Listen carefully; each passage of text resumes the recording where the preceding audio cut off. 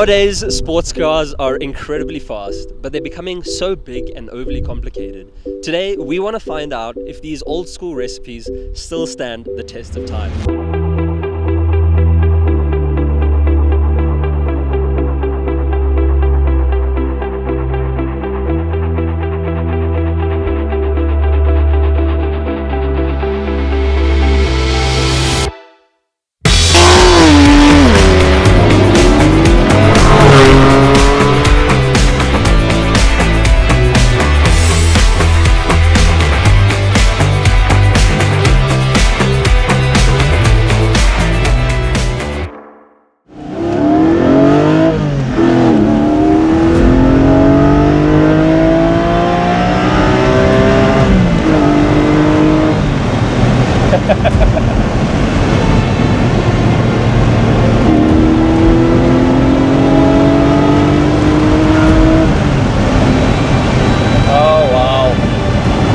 Front end, my word.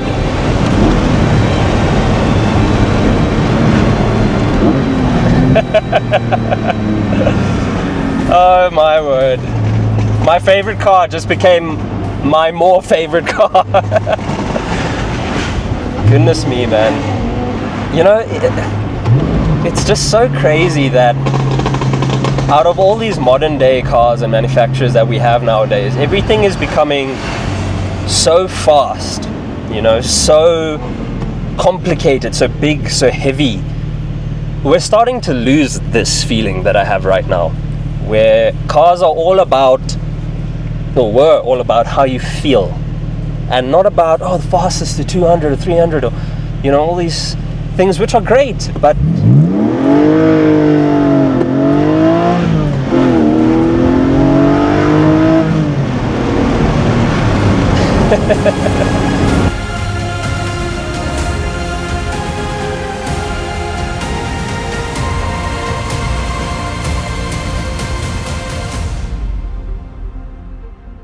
Good day, ladies and gentlemen, and a very good day it is, because today we are sat in the F82 M4, this particular one being the 2015 version. This is a beautiful car, honestly, and if you live here in South Africa, this thing is notorious, okay? Everyone knows this car, and for the most part, almost everyone loves this car.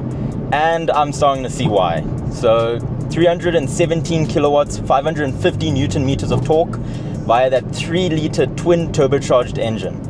Absolutely beautiful.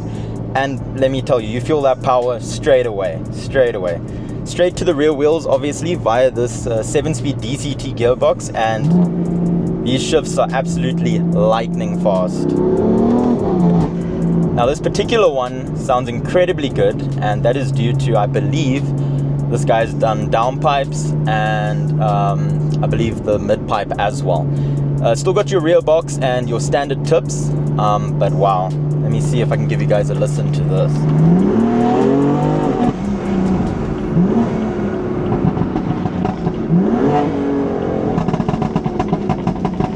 So yeah, definitely done a crackle map, as you should do if you own an M4. You kind of have to. It comes with the territory. You have to have a crackle map, and it has to be obnoxiously loud. That's how you know you've done it right. This particular M4, as you'll see in our cinematic video, has got a beautiful massive wing on the back. It looks absolutely incredible. And what I will tell you is it gives that GT4 a run for its money. I believe, if not, they are completely identical. On rollers, on launches, I believe they are almost exactly head-to-head identical, that's incredible, because this is a lot heavier car, much cheaper car compared to that GT4. But I don't know, I think you'll have a lot more fun in this, but I think Tre would disagree with you.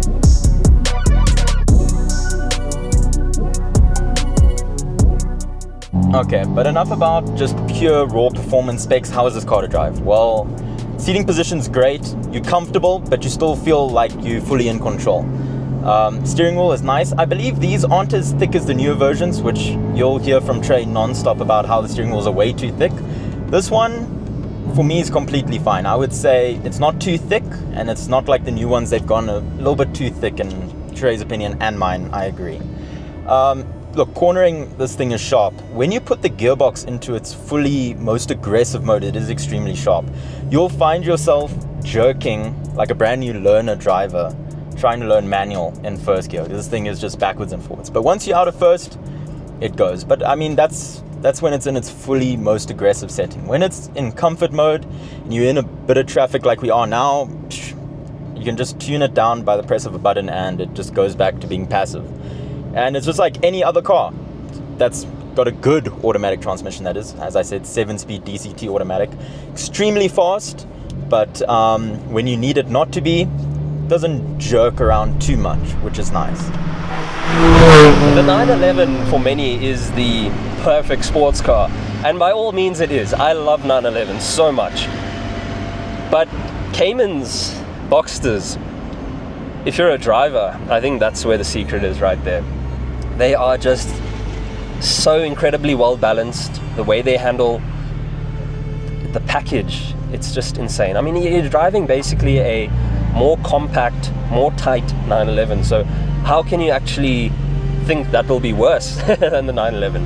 And I think the 718s, or rather let me say the Caymans and the Boxsters, don't get enough credit. You know, for many they're seen as, oh, it's the poor man's 911. It's not.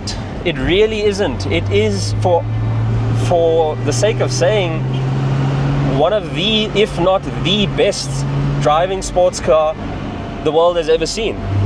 And I mean, you ask anybody who's driven Caymans and driven other cars, what's one of the greatest cars that you've driven? Cayman GT4. I love it. I love it so much. Hope I'll get some free space because I want to try to rev it out a little bit later.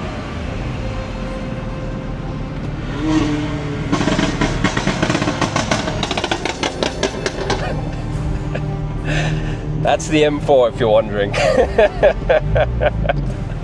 Oh my word, what a terror that thing is. It's crazy. Jeez, like, chaotic, definitely chaotic. It's all about passion, man. Sure, it's not as fast as, you know, a 911 GTS or maybe even these newer M cars, but it's not about that. It's not about speed. It's about that.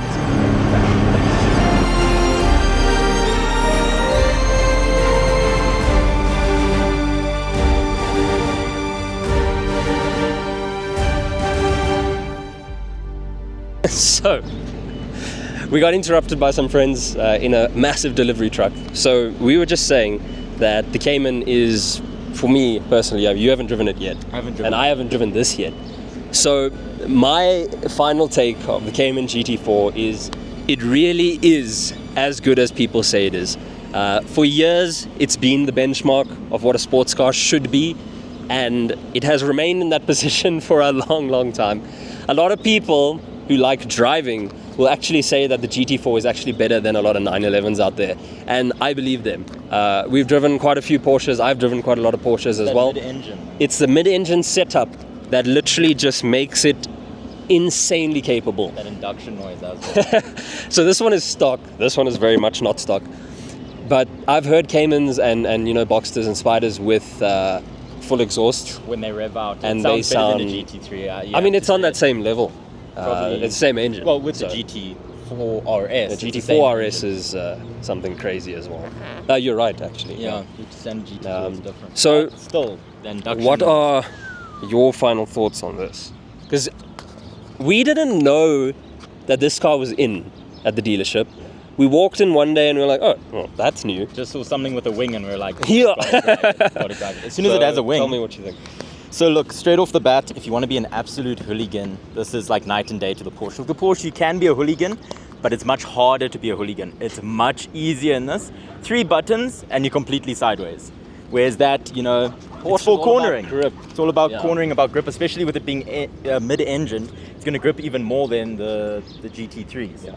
But this, look, it grips when you want it to grip, but when you want it to go sideways, it'll go absolutely violently sideways. Hot. Yeah, it is hot, eh? Woo. It's like that, you know, when you stand on a tennis court. Oh yeah, like and then you have to go like barefoot soles. because you got those black soles, and they're like, nah, those things don't fly on the court. Then you have to get out of there. Anyway, carrying swiftly on. listen, this is such a hooligan car and it's so much fun to drive. It is so much fun. You can have all of the assists on and it will still go sideways. It is absolutely just such a hooligan car. And look, it's really engaging, you know. A lot of the cars we've driven lately, there's so much electronics, so much stuff kicking in when you don't want it to. It takes a lot away from that driving experience. Exactly. And a lot of it isn't raw anymore. It's just technology, you know. I mean, geez, like in the new cars, there's like no slip. Like when your tires are cold, you would expect just a little bit of slip. In the new cars, the technology is so up there. It's no longer raw. It's no longer like dangerous, and that takes away the fun of it. You know, this car is dangerous. And look, we've driven this year, since we have, you know, taken on the videos at Auto House. We've driven a lot of cars, really cool cars. So why don't you give me your top 3 and I'll say my top 3. Top 3, okay. So F430. We're both gonna have the same. F430 Supra, and you know what? I think this. Really? I think this comes in third. It just edges it. Okay, well, that'll be interesting because you might change third to this when I get the GT4. So look, for me, it's exactly the same. It's the Mark 5 Supra. Wish it was a Mark 4. Yeah, haven't driven a Mark 4 yet, but the Mark 5 Supra, the F430 was really fun. Oh yeah. I do want to say second place for me is also the F90 M5. I really adore that car. It's been a lot of fun and it really lives up to the hype. And then number 3, or number 4 in that sense, for me is also the Cayman. I haven't driven this yet, so we'll see. You might change your mind. I am not a BMW guy, like at all. I got into it. I thought it was just going to be it's another M car. We're secretly becoming BMW guys because we fell in love with the Supra. You have a Mini, which is powered by the B48. Yeah, so it's all BMW engineering. So it's almost like we're becoming BMW boys in disguise. I think that's fair to say. And we said from the beginning, nah, we're going to drive one, we're going to say whatever. But look, this sounds amazing. Obviously, definitely done downpipe, maybe mid-pipe. This back box is standard and the tips are standard. But it's got a crackle map that is obnoxiously loud. And as I said earlier in my driving review, if you own an M4, especially an F82, and you're in South Africa, it has to have an obnoxiously loud crackle map. Otherwise, you're wasting your time. Yeah, you're not a South African if you don't. Like, literally, you have to. Look, for me, the Cayman really is as good as people say it is. It lived up to my expectations, and I really think it is one of the best driver's cars on the planet. So, that being that, why don't we swap? Yeah, that's going to be interesting because these are very differently priced. Like night and day. What is the price of it? This is about 760k. Sure. Guys, that's a big steal. That is a steal. And I mean, only 70,000 Ks on the clock. Less than Supra money, actually. Yeah, I mean, look, it's clean. It doesn't look like 70,000 Ks. Yeah. You know, a lot of BMWs here in SA are either like very nice or completely clapped out. Yeah, this is actually beautiful. Yeah, it's incredibly clean. But because people love them so much, there's just so many on the road, and there's so many with high mileage. And look, it lives up to the hype. For the price range, it's a hell of a bang for your buck, I'll say that. All right. Should we swap? I think we should.